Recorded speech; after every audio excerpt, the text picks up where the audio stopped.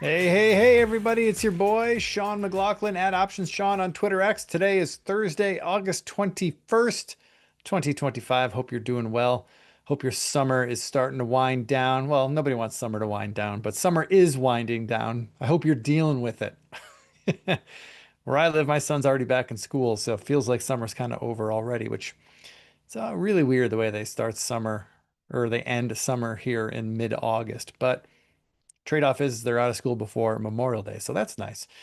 Anyway, this is the All-Star Options Jam session. Welcome. If this is your first time here, welcome. This is what we do here. We review any action amongst trades. Oh, hold on. My speaker just came on. Gene, I'm getting feedback. I'm hearing my own voice. Here, and there we go. I fixed it. No, I fixed it. Well, I don't know if I fixed it, but I was able to mute it, so I don't hear it anymore. So that's good. Sorry, folks. I was hearing my voice coming back to me on delay. And I was like, what the heck is going on? Anyway, so what we do here is we review action amongst the positions and all-star options, the trades that we throw out as recommendations to people. We review any trades that we've exited, whether for a win or for a loss, any adjustments we may have made, anything notable at all about open positions. We will also update stops on some existing positions. We only have one stop to update today. I don't know if that's a good thing or a bad thing. It just means a whole lot hasn't really changed in the portfolio over the last week or so. And then we'll also review some of the newer positions we've put on over the past week. So let's get into it, shall we? Let's start here. I don't know. I feel like there's been a lot of talk about volatility over the last few days. So let's start with the VIX chart. We did have a little bit of an uptick in VIX over the last 4 days. Nothing dramatic, certainly. I saw a tweet. I don't remember who put it out. It might have been my friend Sam McCallum out there from London or Scotland. He said something to the effect of, "I'm not going to freak out when markets are down 1 or 2% and VIX has a 16 handle." And you know what? I thought that was beautiful. He's right. He's right. With VIX at a 16 handle, anything that happens in the market right now, you have to take with a grain of salt, right? And it makes sense. This is the end of August, as we've already established. This is traditionally a very quiet time on Wall Street. I know we've got a presser coming, was it today and tomorrow, maybe, coming out of Wyoming at the Jackson Hole thing. I know people are thinking about that, and some people are worried about it. Some people are hedging for that. Okay, fine. That could introduce a wild card to the market, and maybe that's why we've had a slight uptick in volatility over the last few days. But the VIX chart to me is not telling me anything, um, nothing to be concerned about yet. We'll bring up the S&P 500 chart. Yeah, we've had more or less 4 or 5 days down in a row. Um, Look, we're 5 days away from our all-time high, and we're really, what are we down? 1%, 2%? I don't know what the math is on that. It's not far. This bull markets don't go straight up, right? Stocks don't go straight up as much as we'd like to think they do. And maybe if like you zoom out and like if we're looking at a daily chart right now, if I put up a monthly chart of the SPY, I mean, even on a monthly chart, things don't go straight up, right? Nothing goes straight to the moon. There are pullbacks along the way. And is this just another one of those healthy little pullbacks? And then we resume higher in the next few weeks? Feels pretty likely to me. I mean, we're seeing sector rotation, we're seeing healthy sector rotation all around the market. So I don't know. I'm not worried about things too much. Maybe I'll eat those words later, right? But for now, um, not a whole lot of concern out there. Let's talk about the trades that we've exited this last week. A mixed bag. We'll start with the good news. It doesn't feel like good news, but it's good news. Groupon. This was a trade we got into back in late April. We bought the October 25 calls. We had to suffer through a little, feeling like idiots for the first few days of that trade. But after following earnings back in May, we had a big spike and the stock looked like it was never going to look back. We sold half of our position according to plan when we got a double. which we did. We sold half of our position for 450, so that gave us a free ride on the rest of the position. And the free ride was, well, it was quite a ride. We ripped higher up past 40, came back to 30, had another big gap. I believe this was also earnings related. But then they faded that gap, and we had raised our stop along the way, and the stop that I had most recently was at 30, and we saw a close below 30 on the 14th. And so we closed our position on the following day. So we sold that second half at 520. So we sold one half at 450, the other half at 520. Let's call it what, 585 average sell price, 590. That's more than double. Or sorry, 490. That's more than double what we paid. So we doubled our money in this trade. Well done for those of you who were in it. Congratulations. But we are now out of Groupon, and as we're seeing with the price action lately, I'm feeling pretty good about it. All right, next up is QS. Now, here was that trade. We've talked about this one a lot. This one was the trade that to me felt like free money. Got in for a buck back in January. The stock and our options position was left for dead. There was zero bid in these options, and then we had a monster move that just came out of nowhere. And all of a sudden, these calls that were basically zeros, all of a sudden, were worth a lot of money, which is great. You know, sometimes we just create our own luck, and this was one of those situations where we did create our own luck. Unfortunately, the thing pulled back pretty hard. Not surprising. I mean, the stock went from $4 to $15 in the space of about 3 weeks. So not surprising we had a big pullback. But we got out here on Friday last week. That was expiration day. We had to get out. We had to exit those calls. And it looks like, hey, maybe our timing was good. Maybe expiration was good because the stock has done nothing but roll over since. So we got out for $2, which is double what we paid. Again, just like in Groupon, we doubled our money in this trade. It kind of feels like a loss because, man, we were sitting on some monster gains here. These options at one point were worth $7 plus, right? We paid $1 for them, so we were 7x our money at one point briefly. So it feels like a loss only getting out for 2, and we could have gotten out for 7. But look, I rarely ever get out at the top. I think you guys know that. People who tell you they consistently get out at the top are lying to you. Don't believe them. I've gotten out of the top occasionally. I've gotten lucky, and that's exactly what it was. It was luck more than anything else. But we did not get so lucky on this one. But we're out for $2 again. I mean, what a first-class problem to have. I'm feeling bad about doubling my money, right? I'll take those kind of problems all the time. So Groupon and QS, the QuantumScape, were out of those, both for profits. The next two we got out for losses. Not terrible losses, but we were in the Intercontinental Exchange, ICE, ticker ICE. We were along some January 200 calls. We were playing for the $200 roll. Well, at least it looks like right now we're not going to get it. My updated stop on this position was 179. We closed below it earlier this week. So we got out, I believe this was on Tuesday. I got out for 175. We're back above my stop loss level, but I mean, there's no confidence that this move, this bounce back in ICE is not inspiring confidence in me.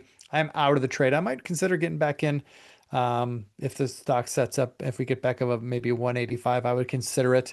Do a whole different trade. Probably wouldn't do the January 200 calls. Maybe do something different.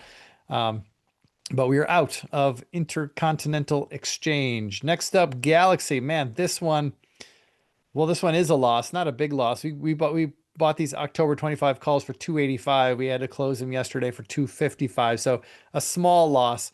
But man, this trade was looking really, really good about 3 weeks ago. When this thing broke up above $32, man, I thought this Galaxy, aptly named, was going to we were really shooting for the stars with this one. But the market has its own plan. And once we closed below 25.50 the other day, that was my signal to get out. And unfortunately, we had to close it for a loss, a very small loss again. Lost 30 cents, not a big deal. But this is pretty clear indication to me that at least this initial thrust is over. I'd like to see it set up again, and I'll pay attention again. But we are out of Galaxy Digital. All right, so that's it for the positions we've closed this week. Maybe just for entertainment's sake, let's talk about this Medtronic. Nothing doing in Medtronic for us. Maybe it's a good time to talk about stop losses. So Medtronic, we're long the June 100 calls, June of next year. So we got what, 10 months until these expire. And my stop loss when I got into this trade back on June 25th, I believe, or July 28th, excuse me, on July 28th when we got into this trade, my stop loss was 88.50 and it hasn't moved yet. And they had earnings the other day and the stock opened up below my stop loss level. But you guys hear me say this all the time. I wait for the closing price. Okay. Call me old fashioned, but I wait for the closing price. And I'm glad I did because the stock opened at like 87 and change, traded down as low as like 87.50, but then ripped higher the rest of the day and closed with an 89 handle, even got above 90. And then the next day after that, it just ripped and made new highs for us. These are not new all-time highs, but a new high for us since we were in the position. Now, I don't like what it's doing today. I would have loved to seen some follow through over from the last 2 days action. But it's kind of just, moving back into this zone that it had been in. So I'm feeling pretty constructive about Medtronic. This has been some wild action, but hey, look, I'm glad I stuck with my plan, and my plan was to wait for the closing price below my stop loss level, then I'll consider getting out. We didn't get that, and I'm glad because had I sold down here, these 425, these calls I paid 425 for, yeah, they still have a lot of time to expiration. I probably would have had to bail out of them for like two and change, like 250. But now they're right back near where I paid for them. So I'm feeling good about Medtronic. All right, we only have one stop to talk about this week, and that's Hut. Hut 8. This is a crypto miner. We're long September 2026. So for next September, not the September coming up in a few days, but next September, we have a year for these. We're long the 25 calls. I'm raising my stop to 1850. Our initial stop was far lower, somewhere like 1450. I'm raising it to 1850. And I do that. I do that with a little apprehension. I do it because I have some apprehension about raising the stop that tight because we have a year until these calls expire. Okay, we have a year. So with knowing that, I'd like to usually give these things a little bit more room. But if you see these lines in here, this blue line is the 50-period moving average. The black line is the 200-day moving average, and the yellow line is the anchored VWAP off of the April 7 lows. Well, you can see they're all kind of coming in up in here, and I would hate to see the stock certainly get back below the 50 and the 200 day. And this anchored VWAP is going to start catching up to this 1850 level soon.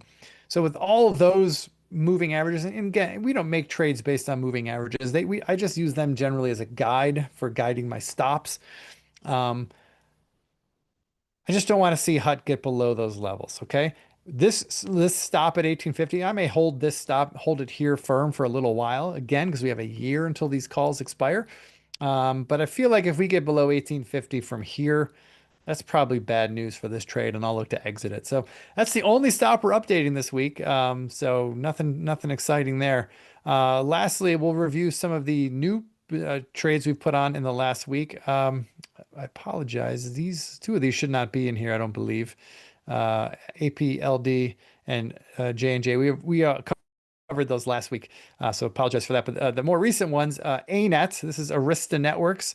This is a bullish trade here. And guys, if you want the details for every new trade that we do in All Star Options, you can find them at allstarcharts.com. Head to the members section, head to the options section.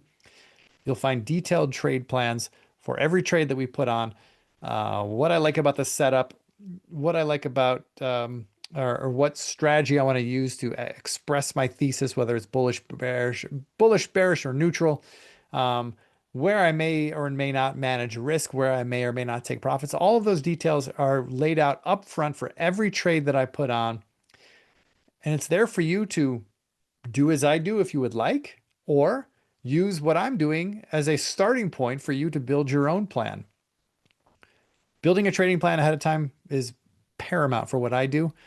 Some of you like to trade but from the seat of your pants. That's okay. You do you. But for me, I need to have a plan because I got a bunch of trades on, right? I got right now, at least in All Star Options, I have, I don't know, 20 open positions right now, maybe more. I can't I can't keep all those details in my head. So whenever I see a chart in one of my trades, I see a level violated, or I see a point that I wanted to take action. If I set an alerts at certain levels, all I need to do is just go right back to allstarcharts.com. I do what you do, guys. I just go right back to allstarcharts.com and head to the options section and pull up the trade plan for that particular trade and reread my own notes. And that's how I manage it. So anyway, all those details are there. I will just say this is a bullish bet in Arista Networks. We're not off to a great start, as you can see, but it bounced where it needed to. So we'll see. Next up is Vistra Corp. Similar trade. We're doing a long trade here. I believe this was a spread of some kind. I'll have these details on the charts next time you see them. But we are long VST. Again, ignominious, is that the right word? Ignominious start to this, but I like the way it's recovered off of yesterday's intraday low. So we'll see if we get some more follow through there. And then today we entered Sandstorm. Or no, we didn't enter this today. Entered this yesterday. Sandstorm Gold, ticker SAND. Nice clean trend here. This is a trend that's been going on since January and February, and it's breaking a longer term range. If you zoom out on this chart, in fact, let's zoom it out. Let's check a weekly chart. Let's even zoom out a monthly chart just to get crazy, just to give you an idea of what we're looking at. Big base we appear to be breaking out of here, and getting above this this area here from 10 to 11 bucks. That's a big area. And then before you know it, we're talking about all-time highs at 14. That's not that far away, especially for a stock like this, high beta name in the metal space. And metals is one of those sectors that's just been doing really well. So we are long sand. Again, details can be found at allstarcharts.com. All right, let's just go here real quick. You don't really need to take a screenshot of this. We only had one updated stop today, but there it is. HUT, ticker HUT. We're updating that stop to 1850. And I'll leave you with this, as I always do. If you have any questions about anything that we've discussed here, you can email me. The email there is at the bottom, info@allstarcharts.com. If you want to subscribe to All Star Options, there's the link right there at the top. And if you want to get my free options newsletter, I write most days of the week, not every day, but most days. It's completely free. And I think it's good anecdotal information and stories about the life of trading and philosophies of trading and options trading in particular. All that stuff that I think will be relevant to anyone who's interested in options trading. So if you like that kind of stuff, the free options newsletter is right there. And of course, last thing I'll always share is if you like the charts that I've been sharing here, those are provided by TrendSpider.com. If you want to use them in your own trading, I like them. I think they're great. They're offering friends of the show discounts, 50% discounts off of subscription plans to TrendSpider.com if you use my promo code there, Sean50. All right, guys and girls, boys and girls, ladies and gentlemen, old and young. Hope you found this valuable, and I'll be back doing this next week. Next week, we're going to do it on a different day. Gene, this is news to you in the control room. I will be traveling next Thursday. I'll be in New York City, visiting with JC and some other partners of the firm, taking care of business. So we're going to do this on Friday. We're going to find some time to do this on Friday next week. Gene, you and I will figure out what works best for both of us. So see you next Friday. But before that, I'll be back online on Tuesday afternoon or Tuesday morning doing What Are My Options, my new show that broadcasts at 11 Eastern on Tuesdays.